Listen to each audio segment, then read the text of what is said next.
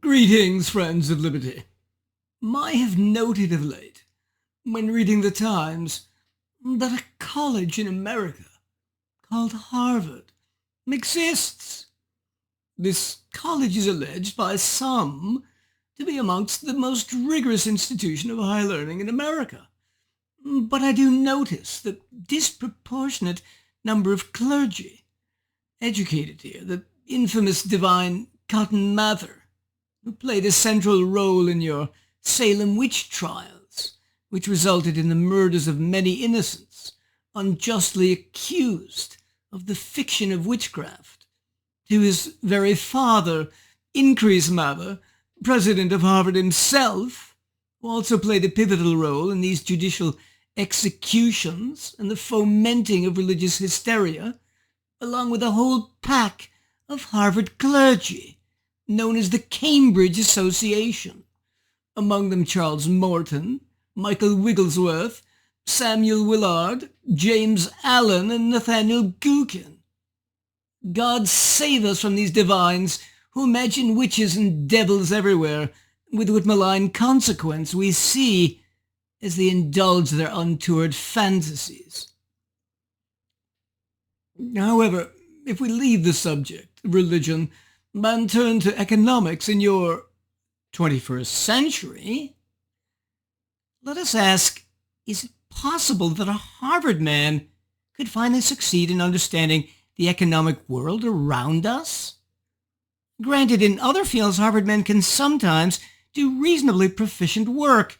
Witness, in your day, Steven Pinker, acclaimed psychologist and social thinker; James Watson, the laureated molecular biologist, who co-discovered along with Francis Crick the shape of DNA's double helix; and 3, Dr. Joseph Murray, who performed the first kidney transplant. But intellectual achievement or understanding in economics? In Cambridge? With graduates like Barack Obama, with his tax increases and socialized medicine in the form of Obamacare? John Rawls, that anti-philosopher who thought capitalism inherently unjust?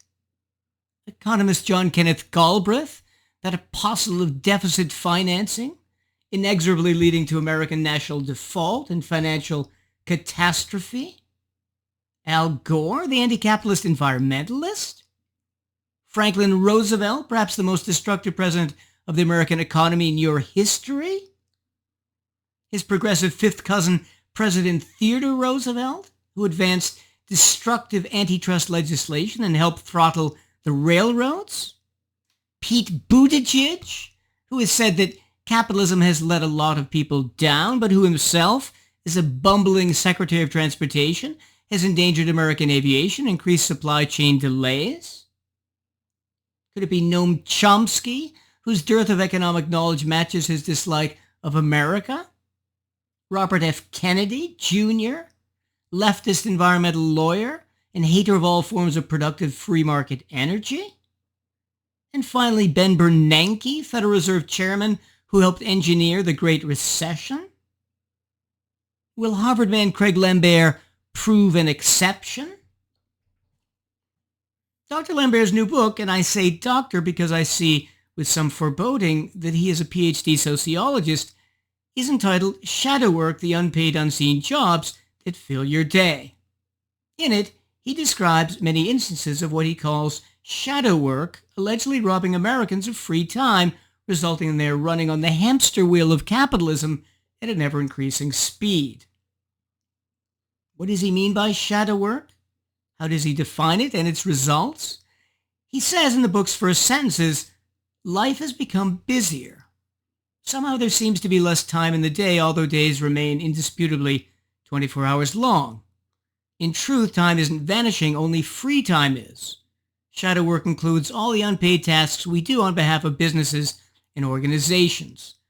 Most of us do not recognize it or realize how much of it we are doing. Shadow work has introduced a new element to the modern lifestyle, middle-class serfdom.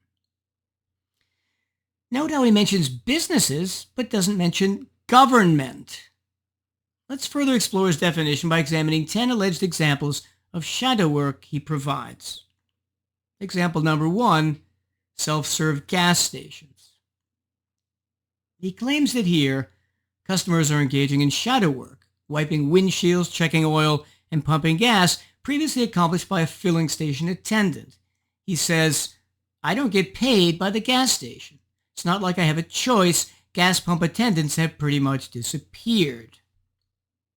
The problem here is that by not having to wait around for the attendant to reach his car and ask him whether he wants a fill-up, he likely saves a minute on average before the pumping starts.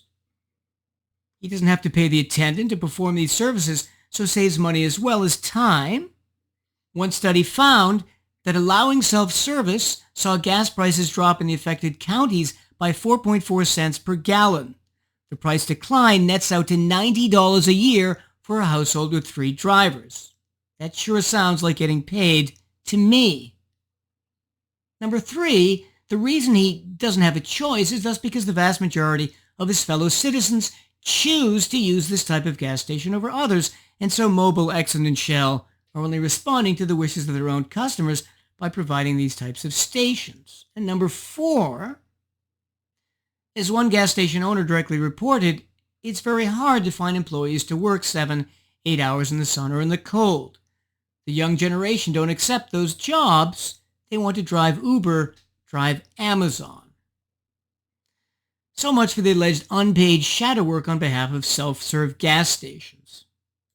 Numerous other examples that he gives are similar, such as the self-checkout line in supermarkets, where in many stores you still have the choice of that or a regular checkout line. B, ATMs, where you can choose your hour of service, don't have to drive to the bank, and where you usually don't have to wait in line. And C, salad bars, where, as he himself notes, you can create exactly your own customized salad. How long would it take to tell a server how many croutons and bacon bits you want exactly, how many cherry tomatoes and red onions, and how much and what type of salad dressing? Example number 2, housework. He says, most mothers, like mine, stayed at home, kept house, cooked meals, and cared for the children. Housework is the original and most fundamental form of shadow work. Again, completely false. This is obvious for anyone who has ever paid for a nanny, for grocery delivery to the front door, or for home cleaners like the Maid Brigade, the Cleaning Authority, or Home Aglow. You're definitely getting paid for that labor that you otherwise would have to pay for straight from your pocket. But if you're a Wall Street trader and want to spend your money that way, no one's stopping you. Example number 3, less leisure time. Here, let's examine a generalized complaint that he made in the beginning and makes here again. He says, the erosion of leisure time, like all erosion, happens steadily 1 grain of sand at a time. Those sand grains keep disappearing all day long. Every day of the year, they are leaving the hourglass of your lifespan. So here's ignoring the huge waste of time and money over the last century plus caused by the vastly increased size and scope of big government. Presently in the U.S., Tax Freedom Day, the day that the average American has to work to pay off his taxes, is April 18th. And this doesn't include all the future obligations incurred by the national debt, which according to one report would bring it to May 8th. What was Tax Freedom Day 123 years ago? In 1900? January 22nd, almost 3 months earlier. And why do Americans pay so much more in taxes than they used to? Because government subsidizes many things that it didn't previously, thereby unnecessarily raising their price enormously over time, taxing you Americans to do so. Public K-12 and higher education, financed through property and other taxes, is a typical example. It costs a much higher percentage than it used to while being of worse quality. Healthcare, too, although having good quality, is enormously overpriced. Thirdly, the housing market between the housing and asset bubbles created by low interest rates from the Federal Reserve and restrictive zoning laws also can inflate the price of housing enormously, with the same houses in San Jose, California, costing over 6 times what they do in zoning-free Houston, Texas. Secondly, general governmental regulations of the many agencies of the U.S. government like the EPA, the IRS, the FDA, the ATF, DEA, Department of Education and Agriculture, and others, throughout the whole economy affecting businesses in general, also add significantly to the prices of many different goods. Wayne Cruz estimated way back in 2014, and I'm sure things haven't gotten any better since then, the then equivalent of about $14,000 per year for the average American household, which was the cost of this regulatory burden, or about 29% of the average household income. This too obviously increases the labor and thus decreases the leisure time of Americans significantly.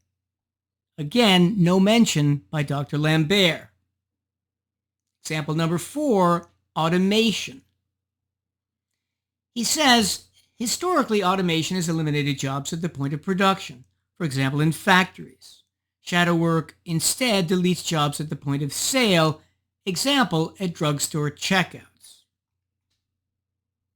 No, various food joints like Wendy's, Panera, Taco Bell, McDonald's, and Chili's are switching to kiosks, in many cases likely because minimum wage laws are making their counter or cook staff unproductive at that minimum wage. Again, government is to blame, and not because our economic and political system is stacked to reward businesses for discarding employees, not hiring them. So when he says that young people aged 15 to 24 make up 17% of the global population, but 40% of the unemployed, he implies that this is caused by automation, when instead it's often caused by minimum wage and other laws regulating youth employment. Example number 5, internships. He says that interns are an army of young people doing full-time shadow work for months or even years, trying to break into the job market as unpaid trainees.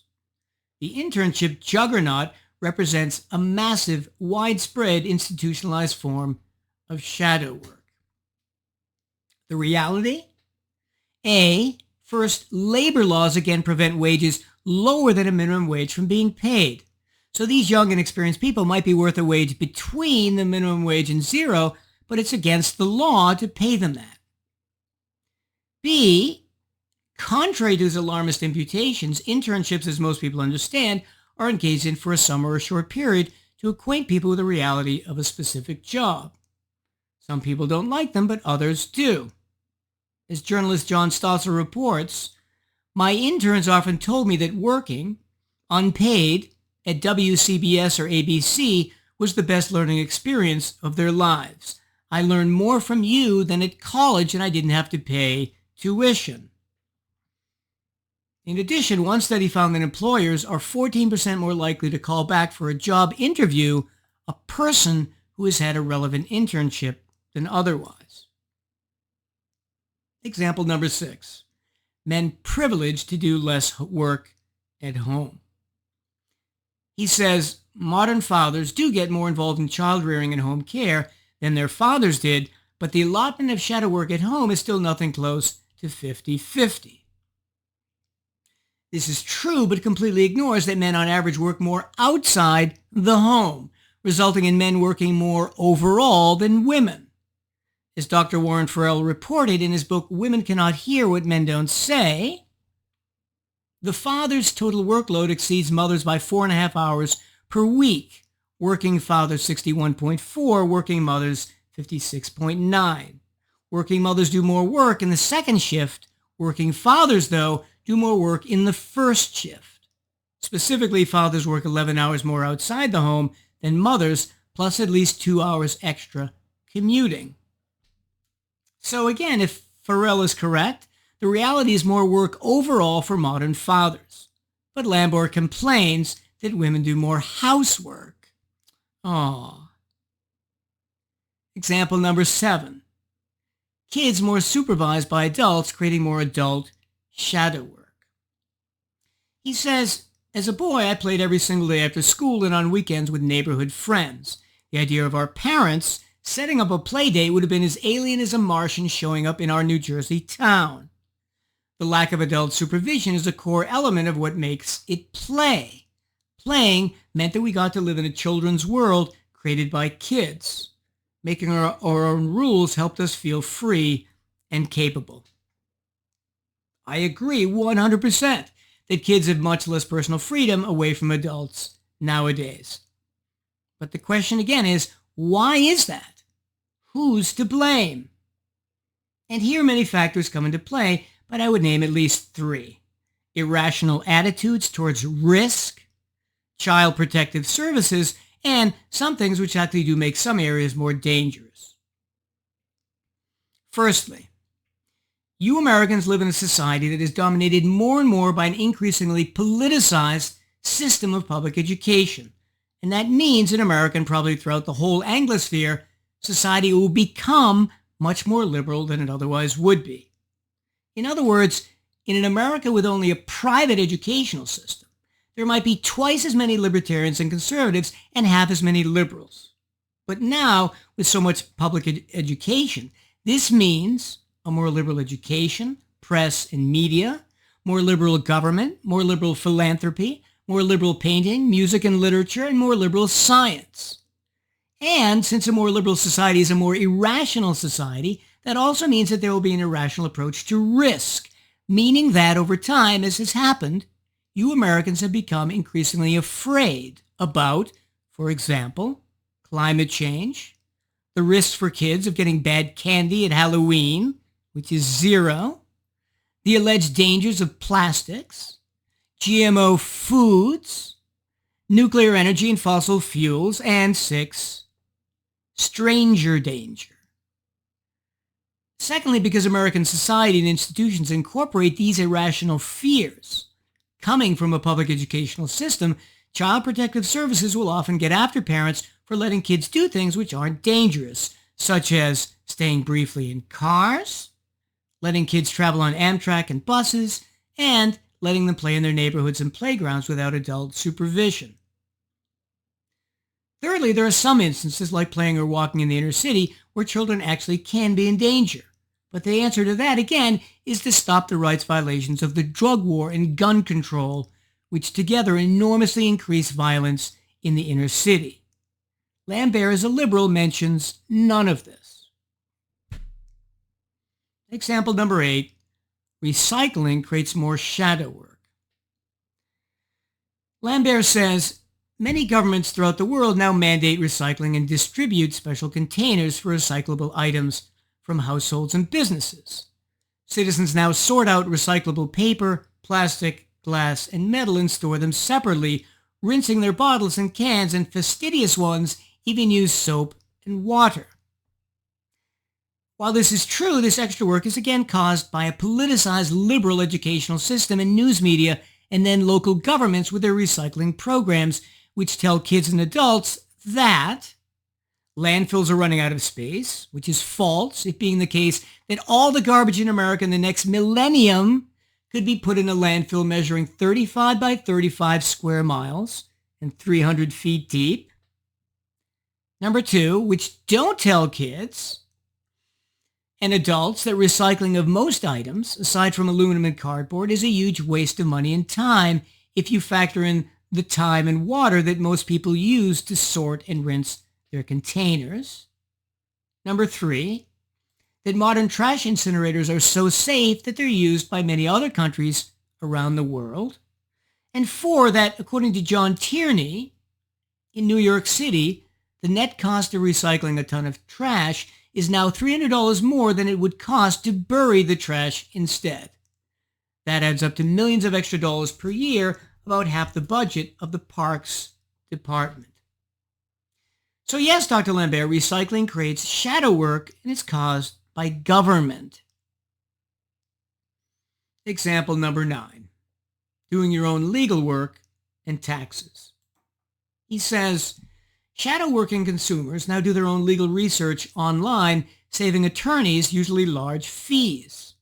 We can all become jailhouse lawyers without even going to prison. Again, that's not unpaid, which was the definition he started with. If you'll remember, he said, shadow work includes all the unpaid tasks we do on behalf of businesses or organizations. So number 1, if you save money, you're getting paid. And number 2, you're not doing it on behalf of a business, but for yourself.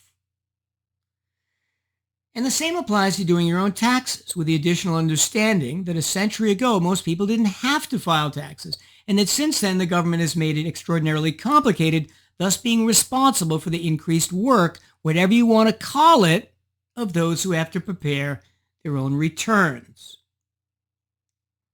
Finally, example number 10. Doctors doing data entry. A doctor's cost runs up to $4 a minute or $2.40 an hour. Would you pay $2.40 an hour to have someone type and click information into an electronic medical record? Would you take your most expensive employees and make them data entry staff? That's what has been happening. What he conveniently forgets again is that paperwork demanded by governmental regulations has increased enormously over the last 20 years. Contractors, nurses, and others I've talked to have estimated 10 hours or more of increased paperwork due to these regulations per week. Pure governmental shadow work. In conclusion, as expected, Dr. Lambert constantly slips on a series of economic banana peels over and over and over again, resulting here in a D+, C-. He makes two basic mistakes. First, the private sector for the last century has been all about reducing the amount of time and labor that mankind has to expend. So the whole concept of fast food restaurants, started by Ray Kroc and others, was to eliminate the regular time-consuming process of going to a restaurant and to make it quicker, with either quick meals inside the restaurant or drive-thrus outside. Similarly, the invention of microwavable food, the invention of washing machines and dryers, the invention of lawnmowers and weed whackers, and the invention of automobiles and trains, among many others. As Lambert himself admits, Americans used to work back in 1850 72-hour work weeks on average. So whether the work week is shadow or not, the work week has gone vastly down from what it was before, precisely because of the thousands of time-saving inventions of the free market increasing everyone's standard of living.